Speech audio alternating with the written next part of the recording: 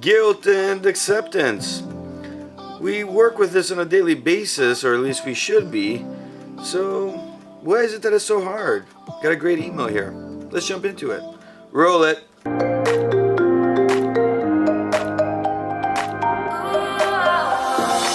Welcome back to another video where we've been exploring guilt the last several videos, or a little bit more than several.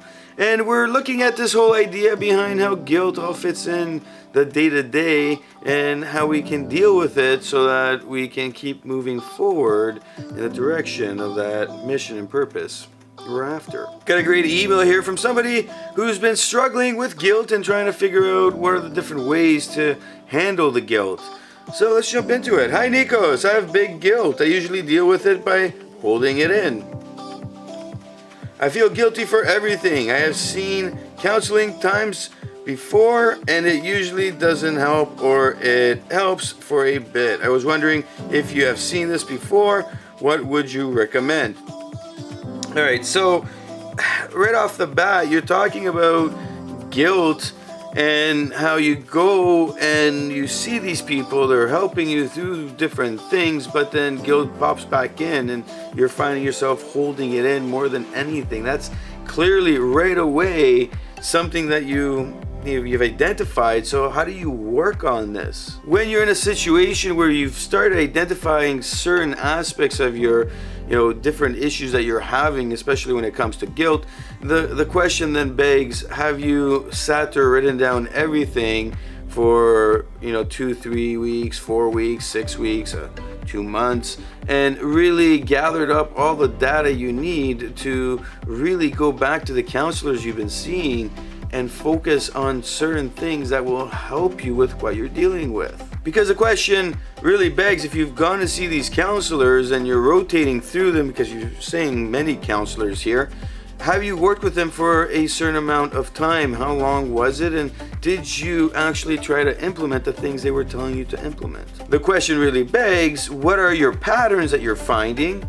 And how do those patterns shape up into maybe habits that you have that are causing this guilt to pop up again and again? Saying that you feel guilty for everything is something that I'm pretty sure when you go in to see the counselor or a doctor or anybody like that, they'll want to identify certain aspects of what you're dealing with and then go through a medical diagnosis process, especially if you're going to see a psychologist or a psychiatrist.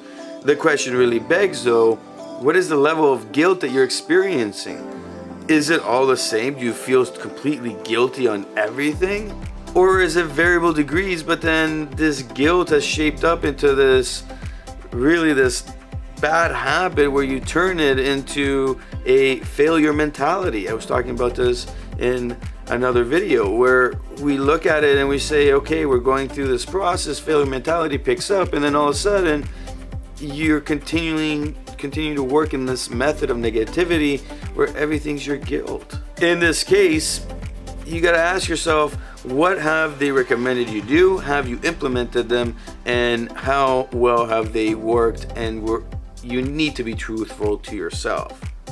So step one would be to actually sit back and really look at the eagle-eye view of what's going on. 2, look for that pattern.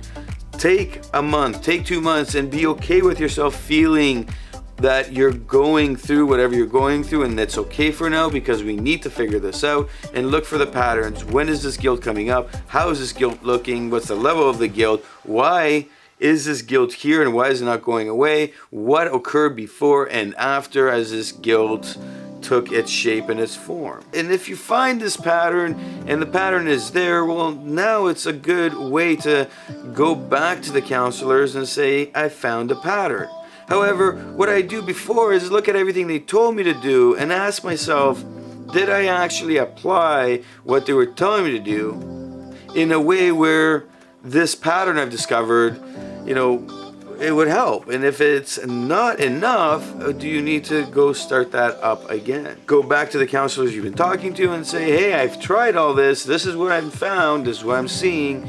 And then you will start to work with them to find some way to combat this guilt trip lifestyle you've been living, because it is a lifestyle you've developed. If this is happening each and every day, you're going right to that guilt instead of sitting back and saying, hey, what's actually going on, and is this really, a guilt trip moment? Should I be feeling guilty? And usually people will look at the whole scenario, and after they go through everything and some time goes by, well, the guilt usually subsides. Lastly, I'd be looking at, who am I going for this counseling? Are they able to help in what I'm doing? And have an honest conversation with them and say, hey, it hasn't been working. Who would you recommend? Who do I need to talk to? Do I need to go down the field where I meet with a doctor that can prescribe something? Is that the route? Or is it something like cognitive behavior? Is it some other form? Lastly, I'd be looking at this whole guilt thing as, why is it there? Like, why is it actually there? What's happened in the past? Or is it something in the future that you want, and that fear of not getting what you want is shaping up into this format? What are these actual guilt trips about? Take some time and really analyze where you're at, because clearly from this email, there's no way anybody could figure out the best solution. It'd be a long-term work through of what's going on and how that's shaping up. If you did get on a coach call with me or somebody who specializes in this area and they want to coach you to get into a better place for this, I wouldn't see them being able to come up with a solution without figuring out exactly what's this pattern is, what's going on, and how to actually work with you to improve your mindset during these times.